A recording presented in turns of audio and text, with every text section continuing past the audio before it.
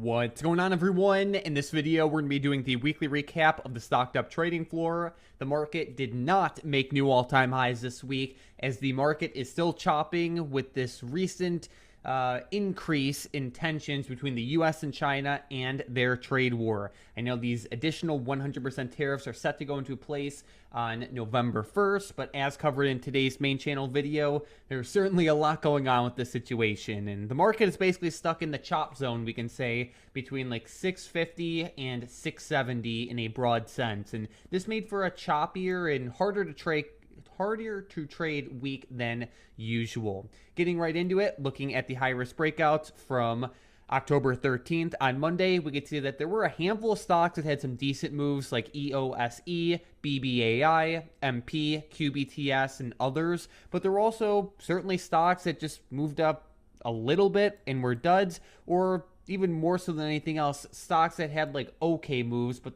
weren't like great opportunities but weren't horrible ones either. And this pattern kind of persisted throughout the rest of the week. There really weren't any like crazy huge mind-blowing moves, with the exception of like a couple stocks throughout the entire week. So I would say it was definitely more of a choppier, harder to trade week.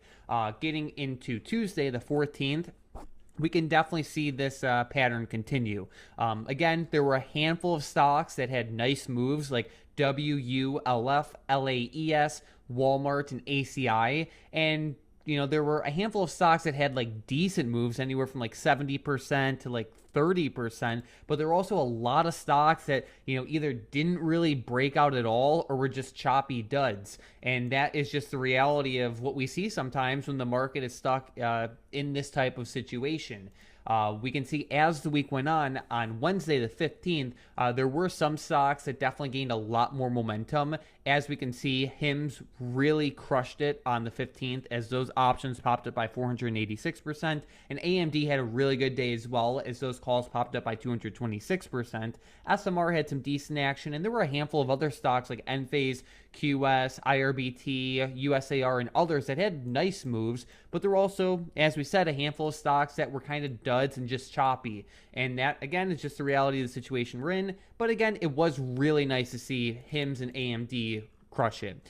Looking on Thursday the 16th, again, basically the same pattern. We saw some stocks do pretty well, as Walmart had over 200% gains. Bank of America had some decent action as well. But of course, you know, a handful of stocks chopped around and didn't really move that much. And the same can be said on Friday. Pullbacks, basically the same story. The market was pretty choppy, so there really weren't any like huge, crazy moves.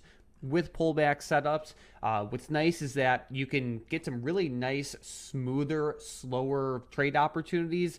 But, you know, you could say the drawback of focusing like only on pullback setups is that when you do have those giant, crazy moves that just don't pull back at all, then those are just missed opportunities, which is fine, considering that, you know, the opportunities that do get called out tend to be slower, smoother, and easier to trade. But I would say with everything being said this week, it was definitely a choppy week, which, you know, isn't the end of the world. It's expected to a certain extent, considering how explosive the market has been over these past few months. Shifting over into the theta recaps, we can see we had 2 puts assigned this week. When shorting put options, it's important that you only sell put options on stocks that you're happy to own at prices you're happy to own them at. Because if you do that, you essentially get paid to buy stocks that you're happy to own at prices you're, you know, happy to own them at, which is great. Not only as that's just a favorable proposition by itself for a long-term outlook, but also because when you sell options, these options are a little bit more expensive than they should be due to the volatility risk premium embedded into them, which works to the seller's benefit, which is nice.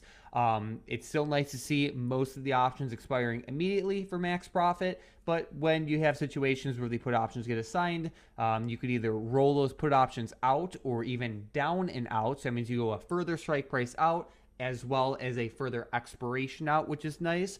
You could also just take assignment of the shares and either hold them, or you could even run the wheel on it, where basically you sell covered calls as well, to continue to generate cash flow and potentially even get some capital gains on the share position. So either way, this is nice to see. If you need any help with shorting put options, writing put options, cash secured put options, they're all the same thing. Feel free to reach out to Tom, Hunter, Mason, or myself, and we'll make sure you're taken care of. But thank you all so much for watching, and let's crush it in the market this week.